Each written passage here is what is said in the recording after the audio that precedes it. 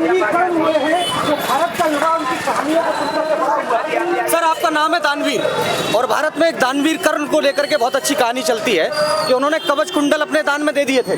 आप लक्ष्मी नगर की जनता को क्या दान में देने वाले हैं, थोड़ा बताएं विस्तार से। देखिए, लोग क्षेत्रीय समस्याओं से परेशान हैं, जूझ रहे हैं। ऐसा प्रतीत होता है कि लक्ष्मी नगर विधानसभा क्षेत्र में लोग नर्क में पड़े हुए हैं। इतनी गंदगी है, जगह जगह कूड़े के ढेर हैं, नालियां उबल रही हैं, गंदगी से रुकी पड़ी हैं, सीवरों की बदहाल स्थिति है, टूटी सड़कें हैं, पार्कों की बदहाल स्थिति है, नशेड़ियों का कब्जा रहता है, पार्किंग की मैं ये सोच रहा हूँ नेताजी, ये नशेड़ियों के वोटर कार्ड बने हैं कि नहीं बने हैं, ये आपको वोट करें या ना करें, एक बार अपील करके बताएं। जी।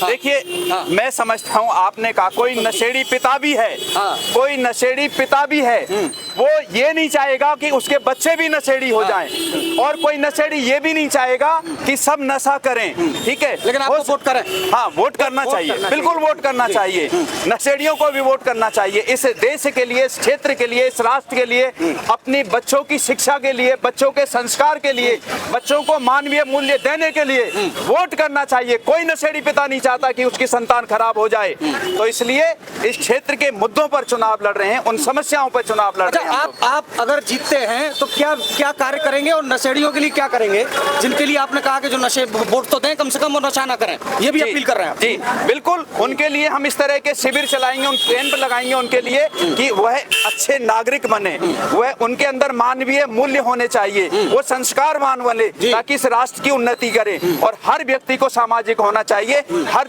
एक व्यक्ति को एक दूसरे की मदद करनी चाहिए, तभी इस राष्ट्र का निर्माण होगा, इस क्षेत्र का निर्माण होगा। मैं आपके कुछ कार्यकर्ताओं से भी बात करूंगा।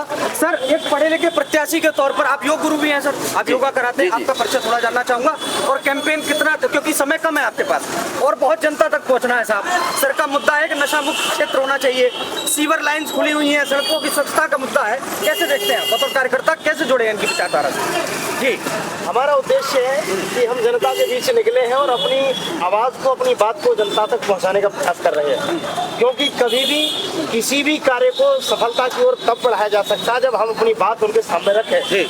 तो हमारा उद्देश्य है कि हम नशा मुक्ति केंद्र बनाएं और एक अच्छे संस्कार, अच्छी शिक्षा का प्रचार प्रसार इस चुनावी मैदान के माध्यम से, केवल वोट लेने का ही हमारा उद्देश्य नहीं है, युवाओं को, युवतियों को अच्छे संस्कार, अच्छी शिक्षा, अच्छे साथे में ढालने का भी एक हमारा मूल उद्देश्य है, जिससे कि मैं देखो प्रैक्टिकल बात करने वाला व्यक्ति हूँ, एक लंबी पत्रकारिता के अनुभव से गुजरा हूँ सर। जहाँ दिग्गज हो और माया उनके हाथ में हो, पैसे का सर कितना खर्चा होता है इलेक्शन में, है ना, तो आप कैसे उसको फाइट करेंगे, कैसे अपनी बात लोगों तक पहुँचा पा रहे हैं? नेताजी, आपसे जानना चाहूंगा कम शब्दों में, फिर और भी लोगों से बात कर लीजिए। देखिए, वहाँ पर धनबल और भुजबल फेल हो जाता है, जहां लोगों की समस्याओं का समाधान नहीं होता है।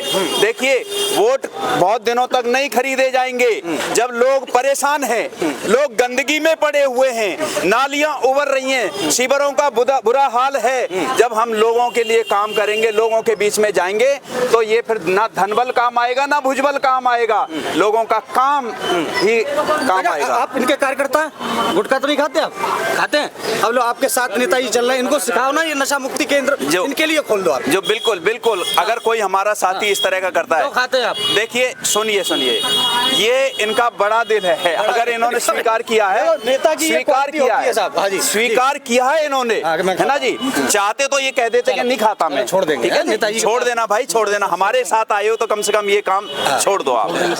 ये स्थिति है लक्ष्मी नगर। बहुत सर, एक प्रत्याशी के तौर पर आप आए हैं, पहली बार चुनाव लड़ रहे हैं जी, कैसे देखते हैं इस समीकरण को, क्योंकि यहाँ की जनता को समझा पाना, जी तो कभी कांग्रेस, कभी भारतीय जनता पार्टी चेंज होती रही, कभी आम आदमी पार्टी, अब आपका आगमन, बिल्कुल कैसे? बिल्कुल आप सही कह रहे हैं, जब लोगों के पास कोई विकल्प नहीं है, बीजेपी, आम आदमी